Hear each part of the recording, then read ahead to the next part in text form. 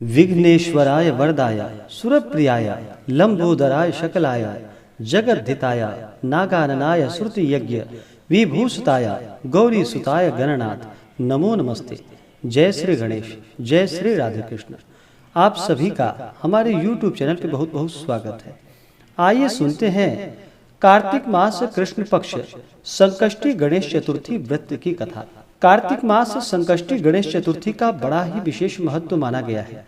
इस दिन जो कि करवा चौथ का व्रत भी किया जाता है। करवा चौथ के व्रत में चौथ माता का पूजन किया जाता है, भगवान गणेश का पूजन किया जाता है, भगवान भोलेनाथ, माता पार्वती और भगवान कार्तिकेय का पूजन किया जाता है। हर माह के कृष्ण पक्ष और शुक्ल पक्ष की चतुर्थी तिथि के दिन गणेश चतुर्थी का व्रत किया जाता है। कृष्ण पक्ष में पड़ने वाली चतुर्थी को संकष्टी चतुर्थी और शुक्ल पक्ष में पड़ने वाली चतुर्थी को विनायक गणेश चतुर्थी के नाम से जाना जाता है।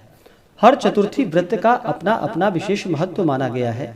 इसी प्रकार से कार्तिक माह के कृष्ण पक्ष चतुर्थी तिथि का अपना बड़ा ही विशेष महत्व है। इस दिन भगवान गणेश का जो कि पिंग नामक गणेश जी का पूजन किया जाता है। संकष्टी गणेश चतुर्थी का व्रत यह सभी प्रकार के संकटों से रक्षा करने वाला है तथा सभी प्रकार के मनोरथों को पूर्ण करने वाला है। जो भी भक्त सच्ची श्रद्धा के साथ, नियम और निष्ठा के साथ कार्तिक मास कृष्ण पक्ष संकष्टी गणेश चतुर्थी का व्रत करते हैं, भगवान गणेश जी की कृपा से उनके सभी दुख और कष्ट दूर हो जाते हैं तथा भगवान गणेश उनके सभी मनोरथों को पूर्ण करते हैं। तो आइए सुनते हैं कार्तिक कृष्ण संकष्टी चतुर्थी की कथा।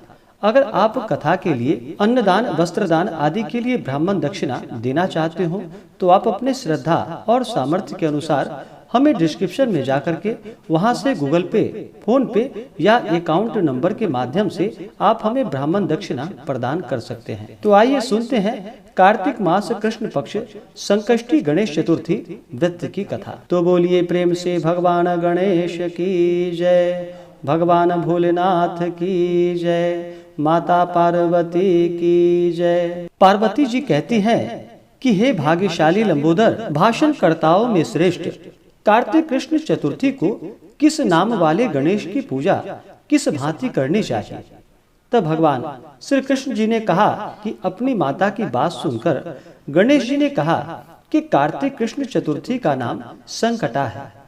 उस दिन पिंग नामक गणेश जी की पूजा करनी चाहिए। पूजन पूर्वोक्त रीति से करनी चाहिए, यह उचित होता है। भोजन एक बार करनी चाहिए। व्रत और पूजन के बाद ब्राह्मण भोजन कराकर स्वयं मौन होकर भोजन करना चाहिए। मैं इस व्रत का महात्म्य कह रहा हूँ, सावधानी पूर्वक श्रवण कीजिए। कार्तिक कृष्ण संकष्टी चतुर्थी को घी और उड़द मिलाकर हवन करनी चाहिए। ऐसा करने से मनुष्य को सर्व सिद्धि प्राप्त हो जाती है। गणेश जी ने कहा कि वृतासुर दैत्य ने त्रिभुवन को जीत करके संपूर्ण देवों को परतंत्र कर दिया। उसने देवताओं को उनके लोकों से निष्कासित कर दिया। परिणाम स्वरूप देवता लोग दशों दिशाओं में भाग गए। तब सभी देव इंद्र के नेतृत्व में भगवान विष्णु के शरणागत हुए। देवों की बात सुनकर विष्णु ने कहा कि समुद्र द्वीप में बसने के कारण मैं निरापद, उच्च श्रृंखला एवं बलशाली हो गए हैं। पितामह ब्रह्मा जी के किसी देवों के द्वारा न मरने का उन्हें वरदान प्राप्त कर लिया है। अतः आप लोग अगस्त मुनि को प्रसन्न करें। वे मुनि समुद्र को पी जाएंगे।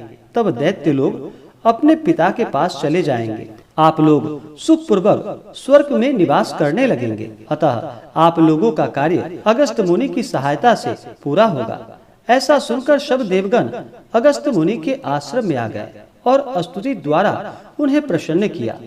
मुनि ने प्रसन्न होकर कहा कि हे देवताओं, डरने की कोई बात नहीं है। आप लोगों का मनोरथ निश्चय ही पूरा होगा। मुनि की बात से सब देवता अपने अपने लोक को चले गए।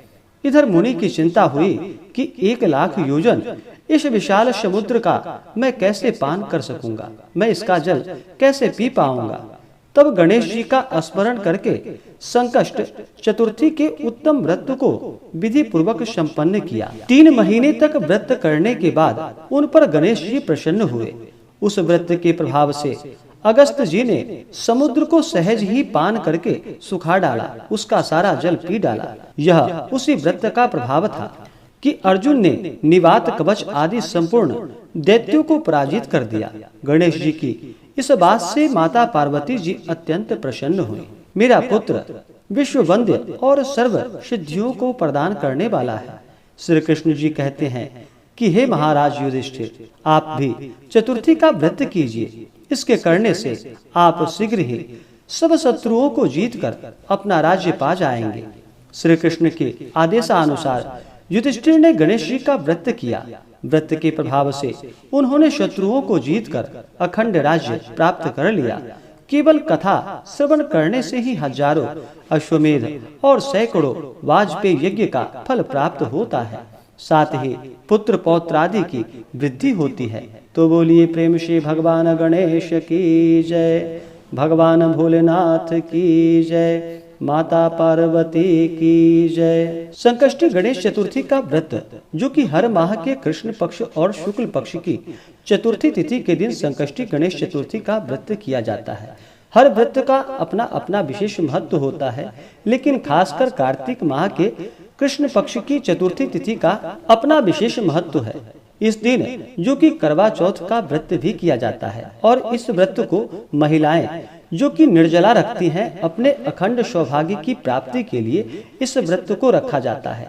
और इस व्रत में दिन भर निर्जला रह करके शाम को चंद्रोदय होने के बाद चंद्रमा को अर्घ्य दे करके अपने पति का पूजन करके उसके बाद फिर पति के हाथों ही पहले जल ग्रहण किया जाता है।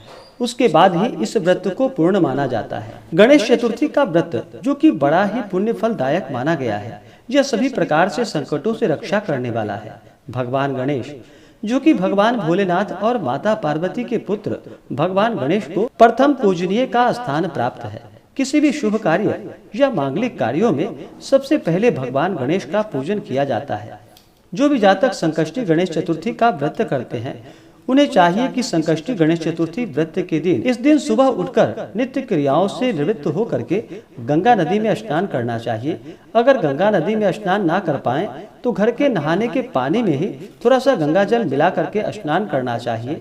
शुद्ध वस्त्र धारण करके व्रत का संकल्प लेना चाहिए और भगवान गणेश जी से प्रार्थना करनी चाहिए कि हे भगवान गणेश, हे विघ्नहर्ता गणेश, आज मैं संकष्टी गणेश चतुर्थी का व्रत करने जा रहा हूँ या करने जा रही हूँ। इस प्रकार से भगवान से प्रार्थना करनी चाहिए। आपके मन में जो भी इच्छा हो, जो भी कामना हो, वह प्रभु से कहनी चाहिए। और इस दिन दिन भर उपवास रहते हुए जो संकष्टी गणेश चतुर्थी का व्रत करते हैं, वो दिन भर उपवास रहते हुए इस व्रत को करें। अगर उपवास ना रह पाए तो एक समय फलाहार का सेवन करें। लेकिन जो भी इस दिन माताएं बहनें करवा चौथ का व्रत करने वाली हैं, उन्हें इस दिन निर्जला ही व्रत को रखना चाहिए। अन्न और जल दोनों का ही त्याग करना चाहिए और संध्या को चंद्रोदय होने के बाद चंद्रमा को अर्घ्य देने के बाद ही इस व्रत को पूर्ण माना जाता है। तो करवा चौथ के लिए यह विधान है, और जो भी संकष्टी चतुर्थी का केवल व्रत करते हैं तो उनके लिए भी इस दिन भगवान गणेश का पूरे विधि विधान के साथ चंद्रोदय के समय में पूजन करना चाहिए। फिर चंद्रमा को अर्घ्य देने के बाद इस दिन चंद्रमा को कच्चे दूध का या दूध में थोड़ा सा शहद मिला करके चंद्रमा को अर्घ्य प्रदान करना चाहिए। उसके बाद ही इस व्रत को पूर्ण माना जाता है। इसी प्रकार से भगवान गणेश का पूरे विधि विधान के साथ पंचोपचार या षोडशोपचार पूजन विधि के द्वारा भगवान गणेश का पूजन करना चाहिए। इससे अनंत गुना पुण्य फलों की प्राप्ति होती है तथा सभी प्रकार के दुख और कष्ट दूर हो जाते हैं तथा सभी प्रकार से सुख और समृद्धि की प्राप्ति होती है। तो आशा करता हूँ कि यह जानकारी आपको अच्छा लगा हो। ऐसे ही ज्ञानवर्धक जानकारियाँ प्राप्त करने के लिए हमारे इस चैनल पे अगर आप नए हैं तो चैनल को लाल बटन दबा करके सब्सक्राइब करें, साथ में बेल आइकन घंटी को दबाएं ताकि मेरे वीडियो का नोटिफिकेशन आपको समय से मिलता रहे। वीडियो को लाइक करें, शेयर करें, सुखी रहें और स्वस्थ रहें। जय श्री राधे कृष्ण। धन्यवाद।